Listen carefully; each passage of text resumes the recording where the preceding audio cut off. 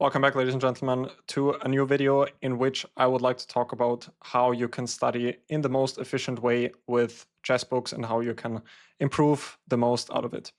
Since I recently started doing a lot of book reviews on this channel, and since I'm generally always a big fan of studying chess the old-fashioned way with books, I often got the question, what is the most efficient way to do so? And I thought it would be a great topic for a video, so here we are. I did make a couple of notes, some things which have helped me along the way, or just generally my thoughts. I don't think there's generally like a clear correct and wrong way to do things, but I want to share with you a couple of things that I have implemented myself, what has helped me, and maybe you can get some inspiration.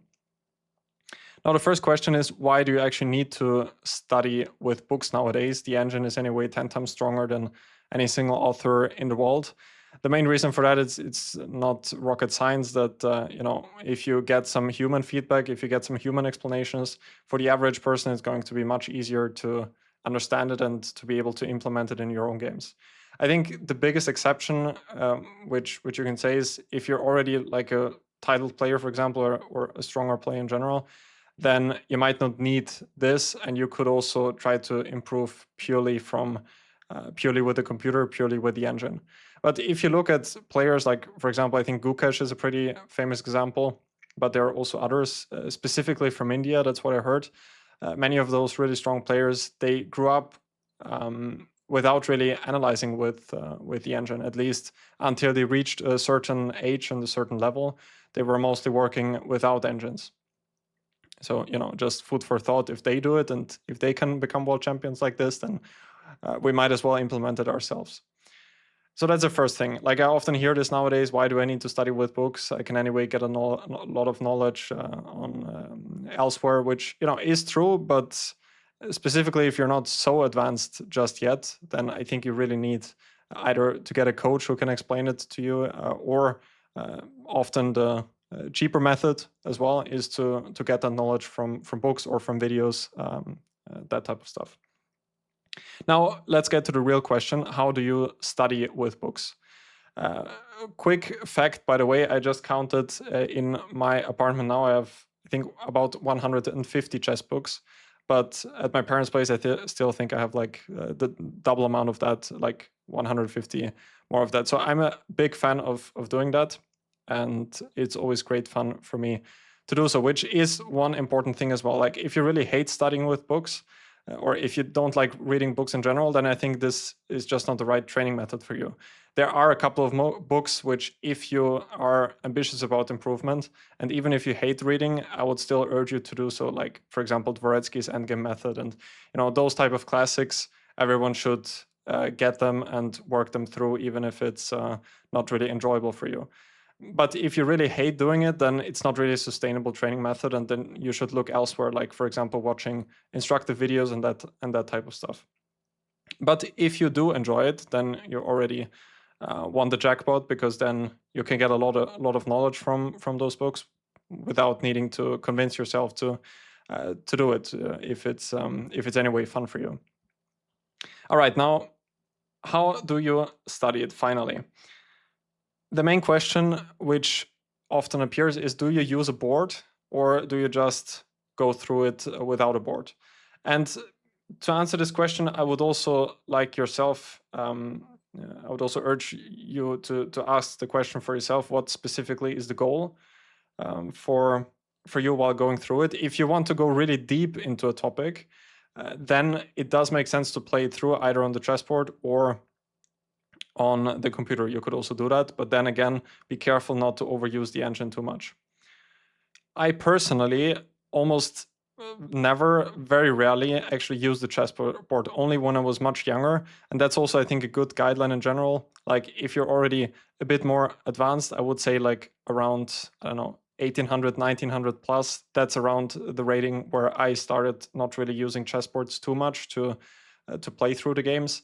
Then it is optional. Like you might also, it's a very personal thing. If you really feel like you understand stuff better while going through it with the board, then you should keep doing so. But for me personally, it felt more efficient not to do so. And at the same time, I think I also trained my visualization skills while just going through the moves in my head. The downside of all of that is that if an author gives a lot of deep variations, then, at least I'm speaking out of my own experience, then at some point I just say, okay, that's just too much for me, and then I just skip this analysis, unless it's like, for whatever reason, very interesting to me. So that is the downside. And again, if you want to really go deep into this topic, then I would urge you to go through it with a board or on the computer. Which brings me to the next point. I think it's generally great to make notes in the book. That's what I do all the time. Like, I always carry around a pen with that, and I just make some marks. I circle some moves like which stand out to me.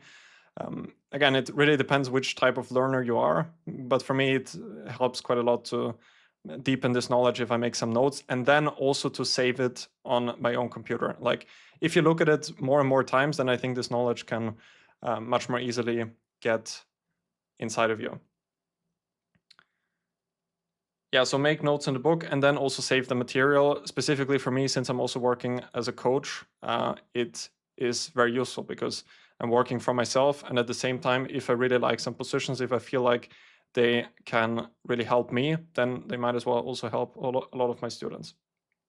So also, if you're coaching, I think that's a great way to combine those two things, your own improvement as well as the ones of your students.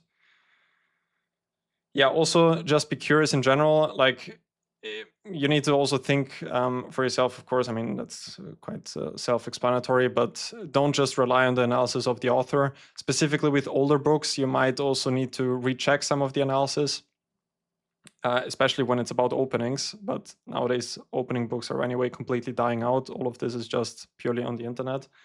But be curious, and if there is one move which is not analyzed, then you should try to think for yourself what is actually the reason why this is not there, and try to go through this variation. And if you cannot find it, or if you want to prove it later on, then you should also check it with the computer. Yeah, so those are the main things. I hope I didn't leave anything significant out. Again, my general idea of learning with books, I was always trying to go for the maximum amount of efficiency. So quite often what I did is, if I felt like there is one topic which maybe the author didn't explain as good as I wanted it to be, or some of the examples I don't really like, then often I just skip them. There might be then some cases where I actually skip something which would be very useful, but that's, of course, kind of the negative trade-off. Then also, when it comes to solving examples, this might be quite controversial, but it's a final point I want to make. In many books, you have these, like, you have some section where the author is often explaining a topic, and then you have a lot of puzzles, a lot of examples where you can then test your knowledge. I never, at least when I was studying by myself, I never really went extremely deep in those exercises, which could also now have to do something that sometimes, I might be struggling a little bit with calculation. Maybe if I would have worked more on that earlier, that would be better.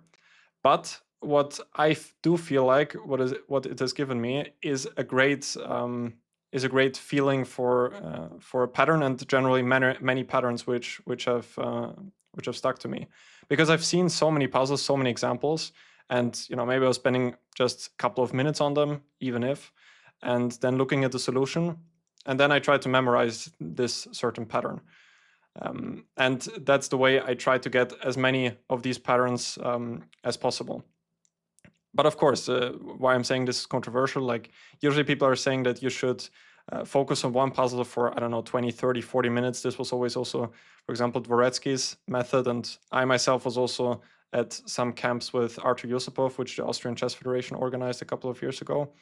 And this type of old school method there was always to get really deep into a position, and often to spend like 30, 40 minutes, and then to come up with some conclusions. I do still feel like this should be part of the training, but for me personally, to sit down alone and to think about a position for 30, 40 minutes can be quite boring to me personally.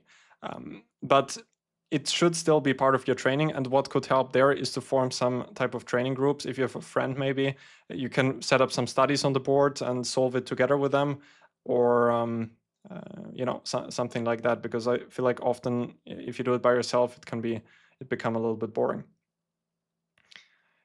Yeah, but going through as many examples as possible, I think for me personally has helped me specifically to get a great idea on specific maneuvers. Like I've seen so many different puzzles now in the past that that I feel like this has helped me. All right, I think I'm starting to ramble, so I hope that this video was useful. If you have any more questions about how to study with books, let me know in the comments down below. If you want to support this channel, you can head to the video description down below, check some of my other social media out, as well as my chess courses and my website, felixbloberger.com. And I will see you guys soon.